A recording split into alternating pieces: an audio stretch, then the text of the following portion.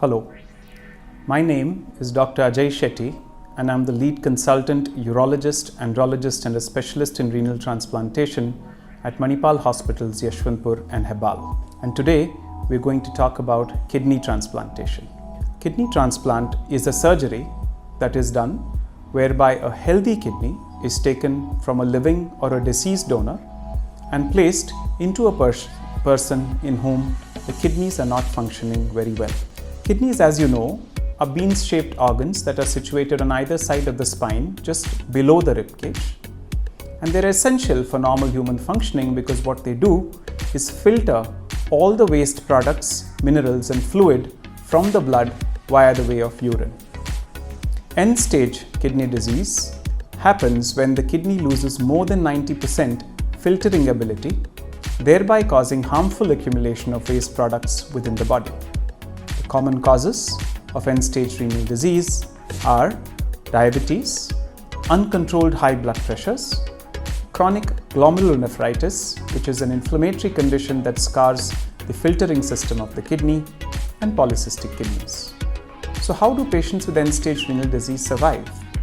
They survive by filtering all the excess waste products through a machine, which is referred to as dialysis, or they resort to kidney transplantation to survive.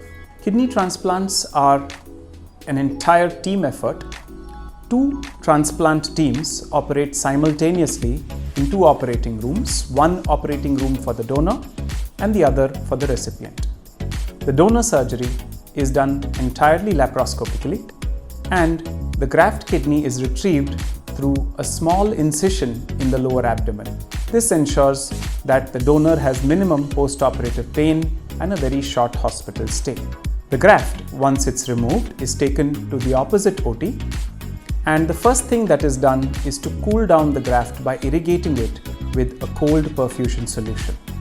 Subsequently, a small bench surgery is done to prepare the graft vasculature for anastomosis. In the meantime, in the recipient OT, the recipient bed is prepared by a second transplant surgeon just to prepare for the anastomosis. The cooled perfused graft is then taken and placed into the right lower quadrant of the patient's abdomen. The blood vessels of the graft are then joined using microscopic techniques with the blood vessels that supply the lower limb, thereby establishing perfusion.